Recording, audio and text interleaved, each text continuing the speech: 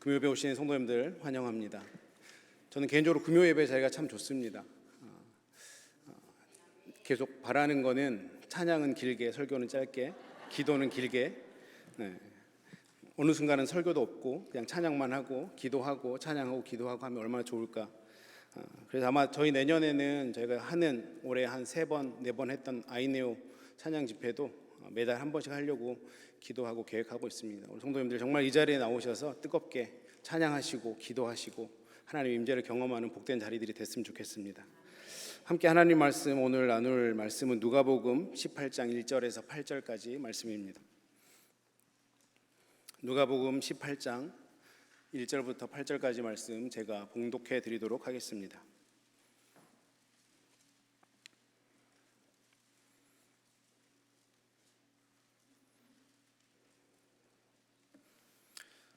예수께서 그들에게 항상 기도하고 낙심하지 말아야 할 것을 비유로 말씀하여 이르시되, 어떤 도시에 하나님을 두려워하지 않고 사람을 무시하는 한 재판장이 있는데, 그 도시에 한 과부가 있어 자주 그에게 가서 내 원수에 대한 나의 원한을 풀어주소서 하되, 그가 얼마 동안 듣지 아니하다가 후에 속으로 생각하되, 내가 하나님을 두려워하지 않고 사람을 무시하나 이 과부가 나를 번거롭게 하니 내가 그 원한을 풀어주리라. 그렇지 않으면 늘 와서 나를 괴롭게 하리라 하였느니라. 주께서 이르시되, 불의한 재판장이 말한 것을 들으라. 하물며 하나님께서 그 밤낮 부르짖는 택하신 자들의 원한을 풀어주지 아니하시겠느냐? 그들에게 오래 참으시겠느냐? 내가 너희에게 이르노니 속히 그 원한을 풀어주시리라. 그러나 인자가 올 때 세상에서 믿음을 보겠느냐 하시리라. 아멘. 우리나라 속담에 지성이면 감천이다라는 말이 있습니다. 우리가 지극정성으로 어떤 일을 대하면 하늘이 감동해서 그 일을 이루어준다라는 뜻이고, 또 그런 인품으로, 그런 덕목으로 우리가 세상을 살아가기를 바라는 선조들의 마음이었던 것 같습니다. 이런 교육이 저희가 이렇게 어렸을 때부터 내재되어 있어서 그런지 가끔 성도님들이랑 얘기할 때 보면 기도를 지성을 다하는 것처럼 지극정성으로 하면 하나님이 감동해서 이루어질 것이다, 이렇게 생각하는 경향도 종종 있는 것 같습니다. 당연히 우리가 기도할 때 열심을 내야 되는 것은 너무나 당연합니다. 그런데 열심이 기도의 본질은 아니라는 것을 우리는 반드시 기억할 필요가 있습니다. 오늘 본문에 나오는 과부와 재판장 비유는 기도에 대해서 얘기할 때 아주 자주 사용하는 본문이고, 적어도 금요 예배에 나오신 우리 성도님들은 이 얘기를 제가 굳이 설명하지 않아도 이야기를 잘 알 거라고 생각을 합니다. 이 이야기를 우리가 함께 나누면서 대부분 이렇게 생각할 때도 있는 것 같아요. 우리가 끈질기게 기도하면, 열심히 기도하면 하나님이 그 기도에 응답해 주신다. 그런데 우리가 기도에 대해서 이런 오해는 하면 안 됩니다. 기도는 오래 매달리기 시합이 아닙니다. 그냥 오래 기도한다고 하나님이 들어주시는가에 대해서 오늘 말씀을 좀 나눠보려고 합니다. 오늘 본문에 보면 불의한 재판관과 그리고 과부가 등장하는데, 성경에서 과부는 대부분 가장 이 시대의 낮은 위치, 힘없는 사람, 약자의 위치를 대변합니다. 성경에 나오는 고아와 과부가 대부분 그런 사람들이죠. 특별히 이 성경 이야기가 나오는 이 시대에, 가부장적 시대에 살아갔던 과부들은 굉장히 힘든, 정말 힘이 없는 그런 세상 속에서 살아갔을 것입니다. 그런데 이 한 과부가, 그렇게 힘이 없는 약자의 삶을 살아가는 과부가 안타깝게도 억울한 일을 당했던 것 같아요. 그래서 그 억울한 일들 때문에 재판장에게 찾아갑니다. 이 억울한 일, 내 원한을, 내 원수를 좀 풀어달라, 갚아달라, 이렇게 요청을 했는데, 간청을 했는데 이 재판장이 들어주지 않죠. 그래서 오늘 본문에서는 이 재판장을 불의한 재판장이다 라고 그렇게 소개하고 있습니다. 그냥 이 당시의 시대상으로 업신여겨도 좋을 만한 그런 과부의 청인이 그냥 안 들어도 되겠다, 이렇게 생각을 했던 것 같아요. 그런데 이 과부가 자기의 그 원한이 너무나 억울했는지 자꾸 이 재판장을 찾아가기 시작합니다. 그랬더니 이 재판장이, 이 불의한 재판장이 이 과부의 원한을 풀어줘야겠다라고 생각하죠. 왜 그렇습니까? 너무 번거롭고 귀찮아서 내가 그냥 들어주는 게 낫겠다, 이렇게 생각하는 것이죠. 그래서 우리는 이 비유를 아주 자주 접했는데 이렇게 생각하곤 합니다. 그것 봐라, 과부가 재판장에게 했던 것처럼 우리도 기도할 때 정말 그렇게 끈질기게 기도하면 귀찮아서라도 재판장이 들어줬던 것처럼 하나님이 우리를 불쌍해서라도 그 열심을 봐서라도 우리의 기도를 들어주지 않겠냐, 이렇게 곡해할 때가 있는 것 같아요. 그런데 잘 생각해 보면 과연 우리가 믿는 하나님의 성품이 이런 성품이실까요? 다시 말씀드려 보면 하나님은 우리가 귀찮게 한다고, 아니면 우리가 불쌍하다고 우리가 하는 기도를 들어주시는 분일까요? 성경은 하나님에 대해서, 또 우리가 기도하는 것에 대해서 그런 식으로 가르치지 않습니다.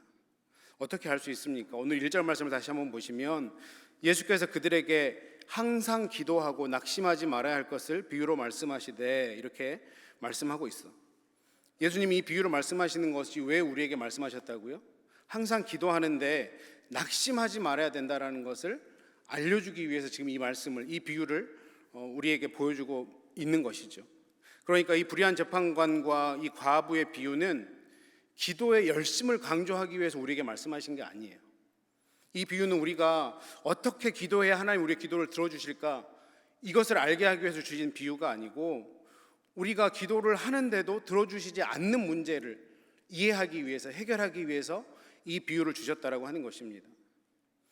그래서 오늘 이 본문은 우리가 어떻게 기도하면 응답받느냐가 아니라, 내가 기도하는 그 제목이 응답받아 마땅함에도 불구하고 응답받지 못하는 일에 대해서 혼동하거나 오해하는 일이 없게 하기 위해서 이 본문 말씀을 주셨다라고 하는 것입니다. 그래서 우리가 이 말씀을 대할 때, 이 특별히 이 과부와 재판장의 비유를 보면서 내가 어떻게 하면 기도 응답을 받을 수 있을까, 이렇게 접근하면 안 된다라고 하는 것이죠. 그렇게 하면 오히려 본문의 의도와 더 멀어지는 말씀으로 나아갈 수 있습니다. 자, 이 본문이 항상 기도하되 낙심하지 말아야 될 것에 대한 비유라는 사실을 우리가 마음속에 새기고 염두에 두고 차근차근 이 본문을 좀 생각해 봤으면 좋겠습니다. 그러면 왜 우리가 기도하는데 낙심하지 말아라 라고 오늘 성경 본문은 말씀하고 있을까요? 이 말을 다른 말로 바꾸면 어떤 말입니까? 기도해도 안 들어주는 경우가 있다는 거죠. 응답이 안 되는 경우가 있다는 것입니다. 이것이 우리 신앙의 현실에 빈번히 일어날 수 있는 일이다라는 것을 말씀하고 있죠. 혹시 우리 중에 내가 기도한 것은 100% 다 응답받았다 하시는 분 있으십니까? 다행히 없네요. 있으면 집에 가셔도 되는데, 어떤 도시에 하나님을 두려워하지 않고 사람을 무시하는 아주 나쁜 재판장이 살았다고 본문은 얘기합니다. 여기서 나오는 재판장은 오늘날 판사와 같은 역할을 하는 사람이 아니고, 예전에 우리나라 지방 수령이었던 사또와 같은 역할을, 입법과 행정과 사법의 이 모든 권한을 다 가지고 있는 막강한 파워가 있는 사람이었습니다. 그런데 어느 날 한 과부가 자기에게 찾아왔어요. 내가 억울한 일을 당했는데 내 원수 좀 갚아달라고 이 불의한 재판장에게 요구를 하는 겁니다. 당연히 이 사람은 불의하니까 과부의 청을 들어주지 않으려고 하죠. 그런데 얼마나 자주인지는 모르겠지만 이 과부가 계속해서 이 재판장을 찾아와서 귀찮게 하는 겁니다. 결국 재판장이 과부의 청원을 들어줘야겠다고 생각하는데, 5절 말씀에 보니까 이 재판장의 속마음이 드러나 있는데, 5절에 보니까 이 과부가 나를 번거롭게 하니 내가 그 원한을 풀어주리라. 그렇지 않으면 늘 와서 나를 괴롭게 할 것 같다. 차라리 갚아주는 게 낫겠다 생각을 하는데, 이 재판장이 어떤 사람이라고요? 2절에서 불의하다라고 이야기합니다. 하나님을 두려워하지 않고 사람을 무시하는 굉장히 나쁜 사람이죠. 다시 얘기하면 방자하고 아주 교만한 그런 사람이었던 것 같습니다. 이런 사람이었음에도 불구하고 과부가 번거롭게 하니까, 워낙 보채니까 청혼을 들어줘야겠다라고 생각하게 됐던 거죠. 저는 이 말씀을 묵상하면서 이 말씀의 키가 뭐냐면, 번거롭게 하니, 이 단어가, 이 구절이 키라고 생각합니다. 이 말뜻이 무엇인지, 무엇을 뜻하는지 우리가 살펴볼 필요가 있습니다. 먼저 6절과 7절 말씀을 다시 한번 보시면, 주께서 또 이르시되 불의한 재판장이 말한 것을 들으라. 하물며 하나님께서 그 밤낮 부르짖는 택하신 자들의 원한을 풀어주지 아니하시겠느냐? 그들에게 오래 참으시겠느냐? 지금 예수님은 이 비유를 통해서 하나님에 대해서 지금 설명하고 있습니다. 지금 이 비유를 보시면 대응 관계가 나타나는데요, 여기 나오는 불의한 재판장이 누구를 대응하고 있습니까? 누구를 가리키고 있습니까? 하나님 가리키고 있는 것 같습니까? 불의한데 하나님과 이렇게 대응하려고 하니까 조금 아닌가 싶기도 한데, 맞습니다. 하나님을 가리키고 있어요. 그리고 여기 나오는 과부는 누구일까요? 저와 여러분입니다. 이 구조로 이 비유를 보시면 돼요. 불의한 재판장과 공의로운 하나님, 그리고 정말 괄시를 받는, 세상 사람들에게 괄시를 받는, 모든 사람이 무시하는 과부와 하나님의 사랑을 받는 택하심 받은 자녀, 지금 이 구조로, 이 대조로 이 성경을 볼 필요가 있습니다. 그렇다면 앞에서 말씀드렸던 불의한 재판장이 느꼈던 번거로움이 뭘까? 이것을 우리가 한번 생각해 볼 필요가 있습니다. 그 번거로움은 과부가 자주 찾아와서 생겼던 번거로움인 것 같아요. 그런데 이 재판장 성격상 단순히 과부가 많이 찾아왔다라고 이 사람이 번거로움을 느꼈을까요? 불의한 재판장이면 이 사람이 그냥 말도 안 되는 거 가지고 그냥 시시콜콜한 거 가지고 와서 이렇게 자꾸 괴롭혔으면 그냥 아마 보지도 않았을 것 같아요. 그 앞들에서 그냥 다시 가라 그래라 했을 것 같습니다. 그런데 이 불의한 재판장이 번거로움을 느꼈다는 것은 어떤 뜻이 있습니까? 하나님을 두려워하지 않고 사람을 무시했던 이 재판장이 번거로움을 느꼈다라고 하는 것은 적어도 이 과부의 탄원이 정당했던 탄원이라는 것을 말해주고 있는 거죠. 이 정도의 그냥 과부가 온 것만 가지고 마음이 흔들릴 사람이면 불의한 사람이라는 표현을 안 썼을 거예요. 예를 들면 이런 겁니다. 어떤 집에 강도가 들었어요. 그런데 강도가 그 집에 강도짓을 하려고 들어갔는데 들어가 보니까 바보가 있는 거예요. 바보 아시죠? 강도가 들어가면 보통 어떤 반응이 있어야 됩니까? 소리를 지르고 신고를 하고 쫓아내야 되는데 되게 바보는 어떻습니까? 웃고 있죠. 그냥 계속 웃고 있습니다. 집에 사람이 오니까 반가운 거예요. 계속 웃고 있어요. 근데 그 웃음에 강도가 마음이 사르르 녹아서 나 이 집에서 강도짓 안 해야겠다 하면 그 사람이 강도일까요? 적어도 그 사람은 악당은 아닙니다. 그 바보의 미소에 넘어갈 정도면 악당은 아니죠. 악당이라면, 강도라면 어떻게 해야 됩니까? 뭐 그 바보가 웃던 말건 상관없이 바보를 제압하고 그 안에 있는 걸 다 훔쳐나가야 악당이고 강도죠. 본문은 이 점을 명확하게 하려고 묘사할 때 하나님을 두려워하지 않고 사람을 무시하는 사람이라고 미리 못을 받고 있습니다. 그런 것 따위에 흔들릴 사람이 아니다. 과부가 와서 귀찮게 한다고 들어줄 사람이 아니다. 그래서 불의한 재판장이다. 그렇게 얘기하고 있는 것이죠. 그런 성격의 사람이 불의함을 느꼈다면 앞에 말씀드렸던 것처럼 이 과부의 원한이 내가 아무리 불의해도 들어줘야 될 만한 것이고 마음을 괴롭게 했다라고 하는 것이죠. 바로 이 점을 우리가 염두에 두어야 7절 말씀을 이해할 수 있습니다. 7절에 어떻게 말씀합니까? 하물며 하나님께서 그 밤낮 부르짖는 택하신 자들의 원한을 풀어주지 아니하시겠느냐. 여기서 원한은 어떤 원한입니까? 과부의 원한이 정당한 원한이라고 말씀드렸어요. 그렇죠? 반드시 들어줘야 되는. 자, 그러면 앞에서 제가 대조를 이 비유가 보이고 있다고 그랬는데 불의한 재판장과 공의로우신 하나님, 괄시받고 무시받는 과부와 하나님의 사랑을 받는 우리가 하나님 앞에 기도할 때 조건이 훨씬 더 좋은 겁니다. 그렇죠? 듣지 않아도 될 그 과부의 정당한 요청을 불의한 재판장도 들어줬는데 공의로우신 하나님이 그 사랑하는 자녀들의 기도, 정당한 기도를 들어주지 않겠냐라고 오늘 본문이 얘기하고 있는 거죠. 예수님이 말씀하고 있는 것입니다.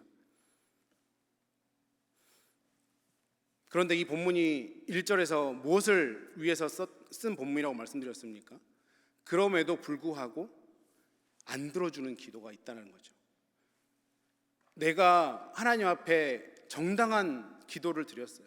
내 욕심도 아니고 정말 꼭 필요한, 하나님이 보실 때도 그 사랑하는 자녀의 기도이기에 들어줄 수밖에 없는 기도를 드렸는데 응답되지 않을 그런 기도가 있다라고 하는 거죠. 항상 기도하고 낙심하지 말아야 될 것을 비유로 말씀하신다.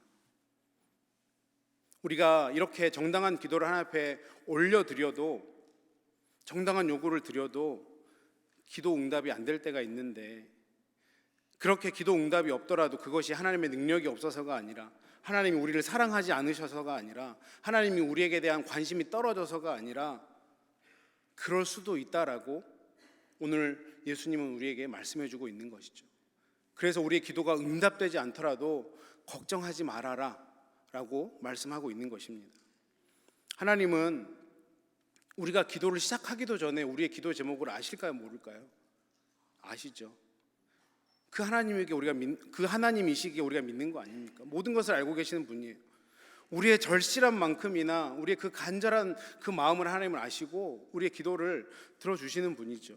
그런데 오늘 본문이 하는 이야기는 하나님의 그 자녀들의 처지를 너무나 잘 알고 그 자녀들을 너무나 사랑하는 하나님이시지만 그 소원을, 그 기도를 들어주지 않을 수도 있다, 이것을 말씀하고 있는 겁니다. 그리고 한 가지 안타까운 것은 뭐냐면 그 들어주지 않는 이유에 대해서는 본문에서 말씀을 하고 있지 않아요. 이것까지 알려주시면 속이 시원하겠는데 왜 안 들어주신지는 모르겠습니다. 모세가 가나안 땅에 왜 못 들어갔는지 우리는 명확히 알지 못합니다. 그렇게 하나님의 일을 열심히 했던 사도 바울이 왜 육체의 가시를 평생 안고 살아가야 됐는지 우리는 알지 못해요.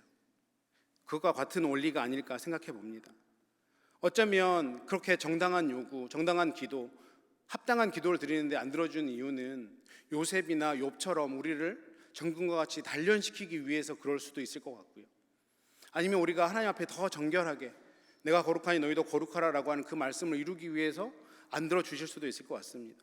아니면 때로는 우리가 어떤 행위에 잘못이 있었을 때 그 잘못을 깨닫게 하기 위해서 조금 더 안 들어주는 그런 경우도 있을 것 같아요. 그런데 확실한 것은 우리의 추측이지 명확히 알 수 없다는 것입니다. 그런데 오늘 우리가 이 말씀을 통해서 한 가지 의심하지 말아야 될 것이 있는데 그 어떤 경우에도 자녀들을 향한 그 하나님의 마음과 의지와 사랑은 약화되지 않는다는 거예요.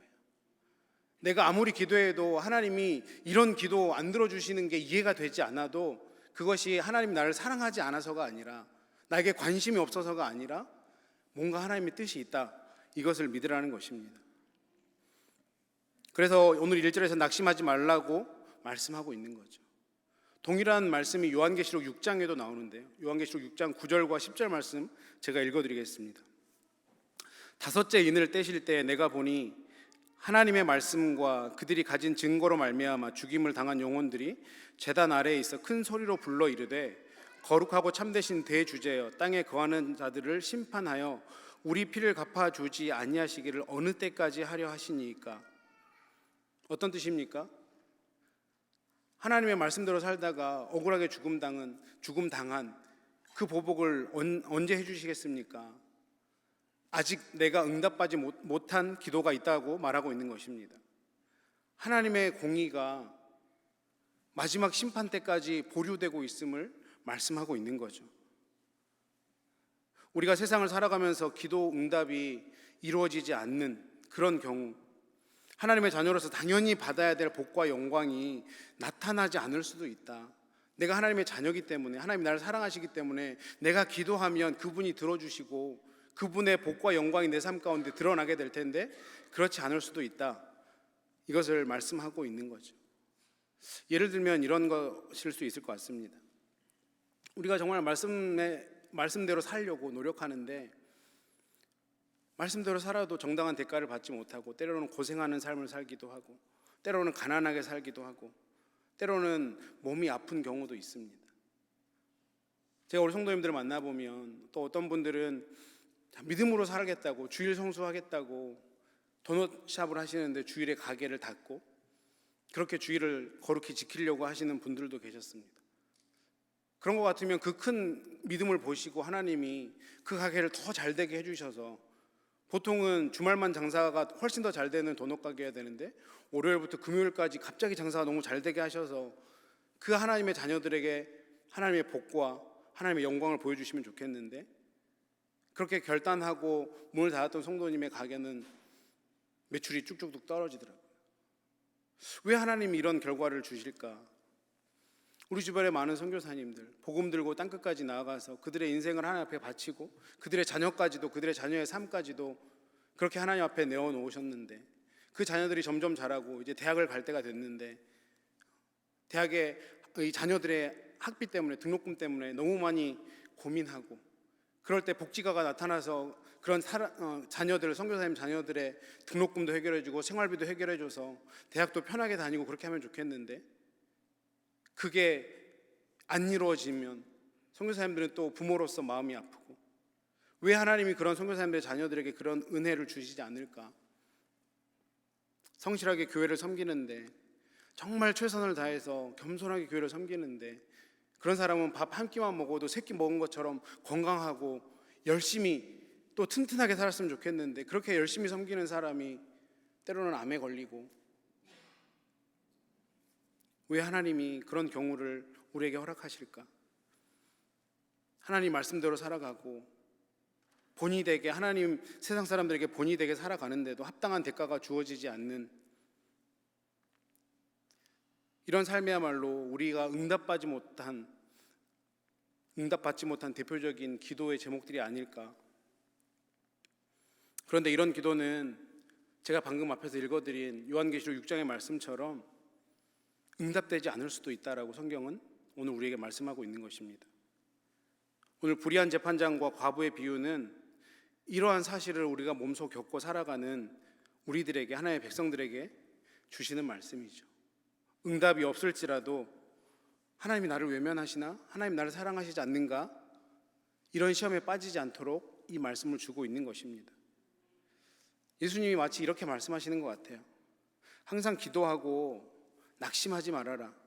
불의한 재판장이 과부의 요구를 귀찮아서라도 들어주는 것을 기억해라. 하물며 너희 하늘의 아버지가, 너희를 사랑하시는 그 공의로우신 아버지가 불의한 재판장이 과부의 기도를 번거로워서라도 들어주는 그 일을 하나님이 너에게 하지 않겠냐. 그와는 비교할 수 없는 그 공의로우신 하나님이 사랑하는 자녀의 기도는 당연히 들어줄 것이다.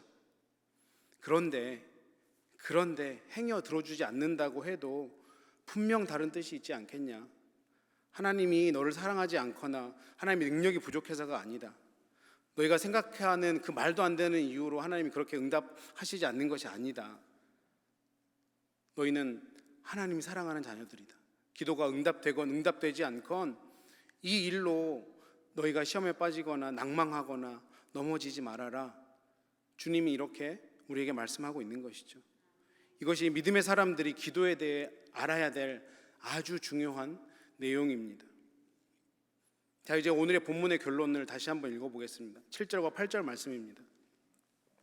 하물며 하나님께서 그 밤낮 부르짖는 택하신 자들의 원한을 풀어주지 아니하시겠느냐? 그들에게 오래 참으시겠느냐? 내가 너희에게 이르노니 속히 그 원한을 풀어주시리라. 그러나 인자가 올 때 세상에서 믿음을 보겠느냐 하시리라. 저는 이 마지막 구절이 굉장히 무섭습니다. 인자가 올 때 세상에서 믿음을 보겠느냐. 주님이 이 땅에 다시 오셨을 때 우리의 믿음을 보신다라고 하는 것입니다.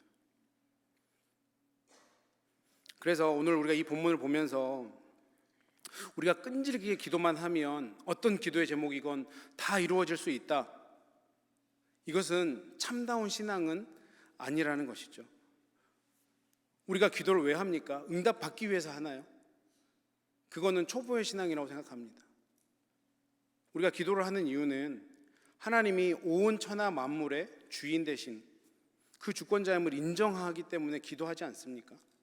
하나님이 나의 주인이시고 온 천하 만물의 주인이시고 내가 할 수 없는 것 하나님은 하실 수 있기 때문에 그 주권을 인정하면서 기도하는 것이고, 그 기도를 통해서 우리가 하나님과의 관계가 더 친밀해지는 거죠.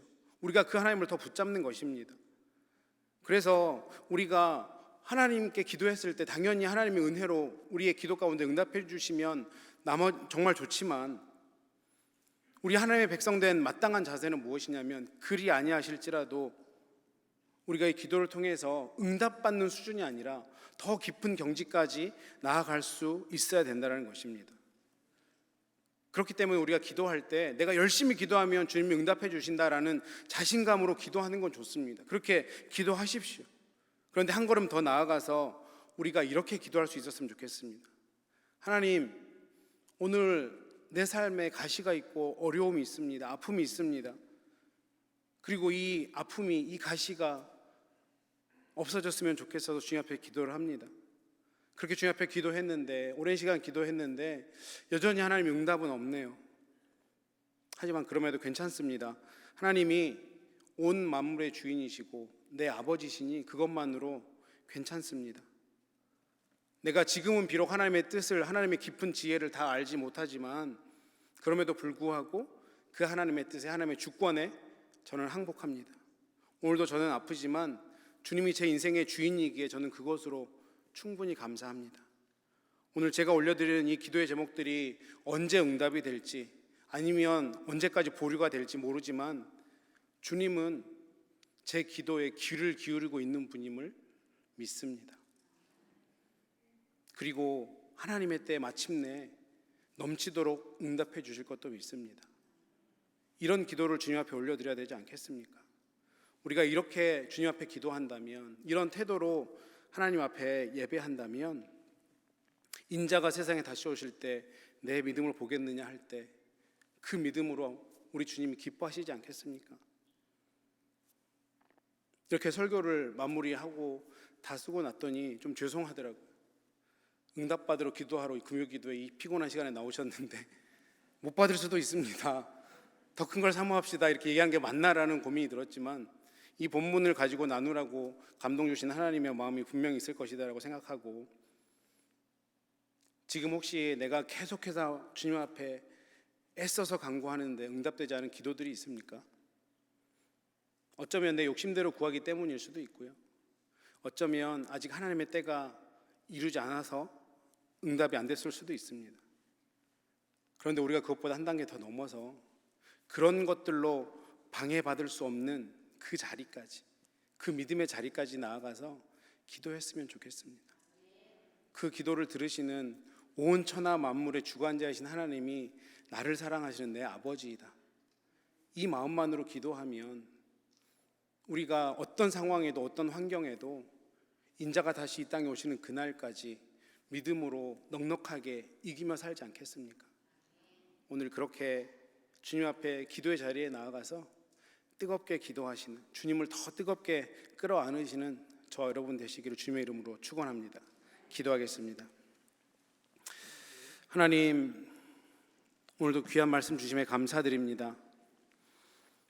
불의한 재판장도 과부의 정당한 요구를 들어주시는 것처럼 주님의 사랑하는 자녀들은 우리의 기도를 주님께서 다 듣고 알고 계심을 믿습니다. 그럼에도 우리가 기도할 때 행여 응답이 오지 않는다 하여도 오늘 주신 말씀 우리 마음에 새기며 하나님을 신뢰함으로 끝까지 응답을 기다리며 하나님 한 분만으로 만족하며 감사하며 기뻐하며 살아가는 성숙한 기도자로 살아가게 하여 주시옵소서. 오늘도 우리가 그런 기도자가 되기 위해 기도의 자리로 나아갑니다. 이 시간 우리가 기도할 때 우리의 작은 신음에도 응답하시는 하나님을 경험하고 신뢰하는 은혜가 있게 하여 주시옵소서. 모든 것 감사드리며 우리의 중보자 되시는 예수 그리스도 이름으로 간절히 기도드렸습니다. 아멘.